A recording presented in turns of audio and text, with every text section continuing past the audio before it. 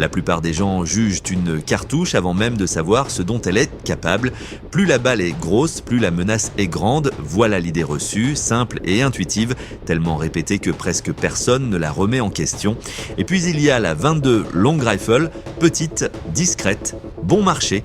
Depuis des générations, elle est considérée comme la cartouche des débutants, celle qu'on utilise pour initier de nouveaux tireurs et faire tomber des boîtes de conserve. C'est rarement le calibre auquel on pense quand on parle de véritable puissance d'arrêt, mais la réputation ne dit pas toujours toute l'histoire. Au-delà des apparences, la 22 LR révèle un passé bien plus complexe qu'on ne le croit, fait de résultats inattendus, de rencontres insolites et de moments où le bon sens ne collait tout simplement pas à la réalité. Voici donc la question, et si la munition la plus sous-estimée d'Amérique ne l'était pas parce qu'elle est secrètement puissante, mais parce que la plupart des gens cessent d'y prêter attention dès qu'ils en entendent parler, c'est justement cet écart entre ce qu'on attend et ce qui se passe réellement qui fait de la 22 LR l'une des cartouches les plus débattues qui soit. Depuis des décennies, les tireurs entendent toujours le même conseil. Parfaite pour s'entraîner, facile à maîtriser, économique à tirer. Un excellent choix pour apprendre les bases sans le recul ni le bruit des calibres plus puissants.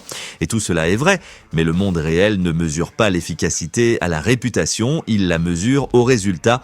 Des facteurs comme la précision, l'emplacement du tir, la distance, le timing et les circonstances comptent souvent bien plus que les idées préconçues avec lesquelles on aborde la discussion. Quand ces facteurs entrent en jeu, l'histoire de la 22 LR devient beaucoup plus intéressante, non pas parce qu'elle se transforme soudain en autre chose, mais parce que les événements réels ont tendance à révéler l'écart entre ce à quoi on s'attend et ce qui se produit vraiment. Tout au long de sa longue histoire, la 22 LR est apparue dans des situations où presque personne n'aurait prédit son rôle. Des cas qui continuent, aujourd'hui encore, d'alimenter les débats parmi les chasseurs, les tireurs et les passionnés d'armes à feu. La légende du trappeur et du grizzly, une histoire en particulier circule depuis des décennies. Elle raconte une rencontre avec un grizzly au milieu du XXe siècle, mettant en scène un trappeur armé d'un simple fusil monocoup en calibre 22. Les détails varient selon celui qui raconte l'histoire. Mais la raison pour laquelle elle continue de circuler reste toujours la même. Elle remet en question l'une des plus vieilles certitudes du monde des armes à feu, que face au danger le plus extrême, seul le plus gros calibre peut faire la différence. Certains y voient la preuve que la 22 est plus capable qu'on ne le pense, d'autres n'y voient rien de plus qu'un coup de chance extraordinaire. Quel que soit le camp que l'on choisit, l'histoire soulève une question qui refuse de disparaître. Le calibre compte-t-il vraiment autant une fois qu'une situation devient chaotique? Quand la distance s'efface et que les décisions se prennent en une fraction de seconde, la puissance brute n'est pas le seul facteur, la précision, le bon timing et l'opportunité entrent aussi en jeu et parfois ces variables pèsent plus lourd que tout le reste, au-delà de la nature sauvage. Ce même schéma se retrouve bien au-delà des grands espaces. En parcourant des décennies d'histoire policière, on trouve des incidents qui rappellent à quel point les situations réelles peuvent être imprévisibles. Il existe des cas documentés d'agents équipés d'armes de poing plus grosses et plus puissantes qui se sont retrouvés dans des situations où un calibre bien plus modeste a pris une trajectoire inattendue. Dans la réalité, un gilet pare-balles ne couvre pas tous les angles, les gens bougent, les obstacles gênent, le stress modifie les décisions et l'environnement ne suit que rarement les hypothèses bien ordonnées des tableaux balistiques. C'est là que la discussion change de nature. Il ne s'agit plus seulement d'énergie à la bouche ou de diamètre de balle, mais d'incertitude. Ces situations surviennent sans prévenir, changent en un instant et ressemblent rarement aux conditions contrôlées des démonstrations ou des essais. C'est en partie ce qui a maintenu la 22 LR au cœur de tant de débats au fil des ans, non pas parce qu'elle défie les lois de la physique, mais parce que la réalité ne récompense pas toujours les hypothèses simples.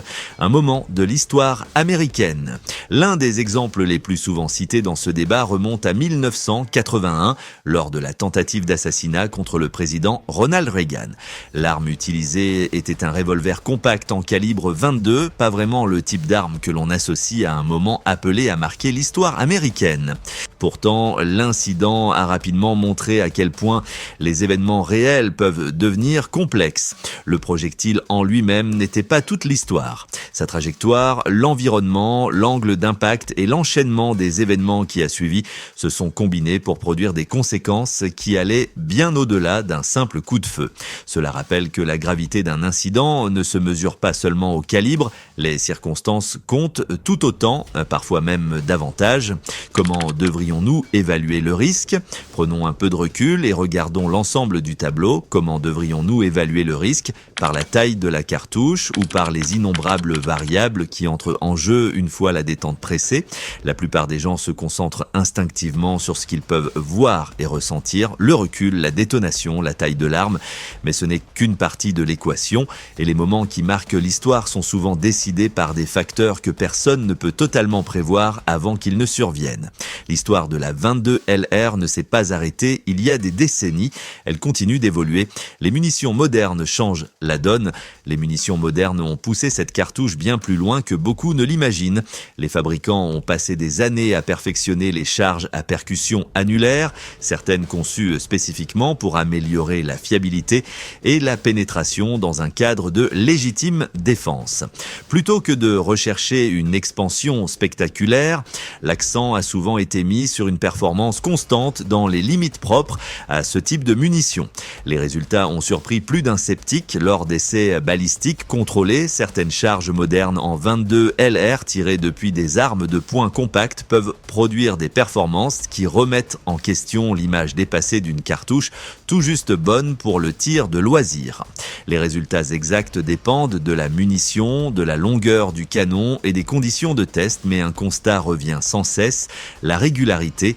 Lorsque la bonne combinaison de munitions et d'armes se réunit, la pénétration peut dépasser ce que beaucoup attendraient d'une si petite cartouche. Cela ne réécrit pas les règles et ne place certainement pas la 22 LR au même niveau que les calibres de défense plus imposants.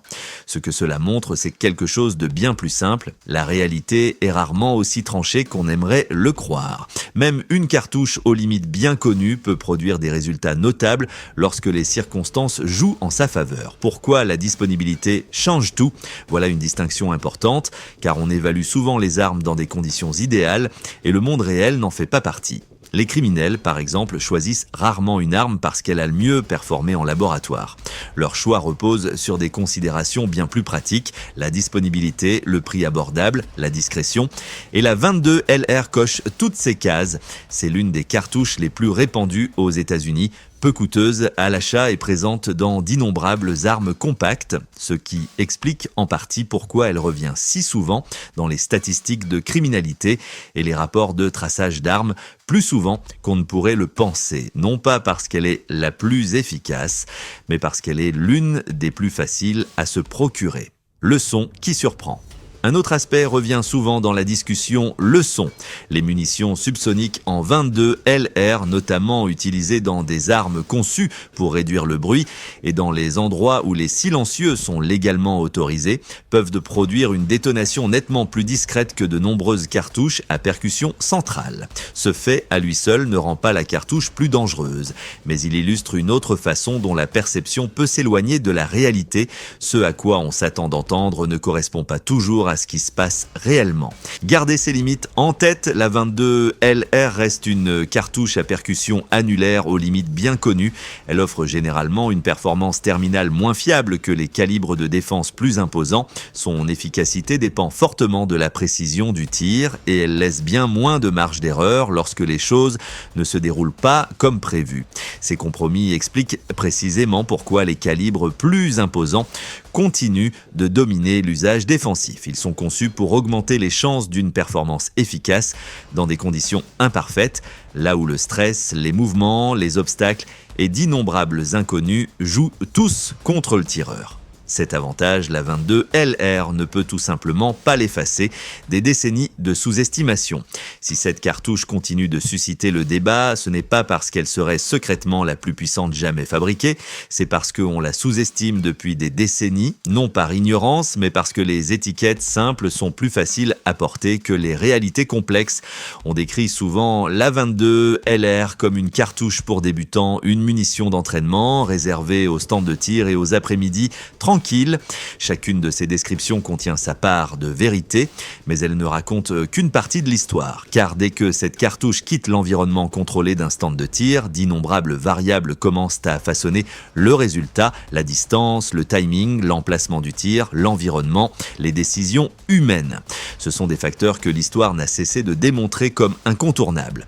La véritable leçon, la puissance compte. Aucune discussion sérieuse ne devrait prétendre le contraire, mais la puissance n'a jamais été la seule variable. Parfois, c'est la précision qui fait la différence. Parfois, les circonstances pèsent plus lourd que l'énergie brute, et parfois, l'histoire est écrite par l'arme qui se trouvait simplement là au moment où tout le reste s'est aligné. C'est peut-être là la véritable leçon cachée derrière ce débat qui dure depuis des décennies autour de la 22 LR.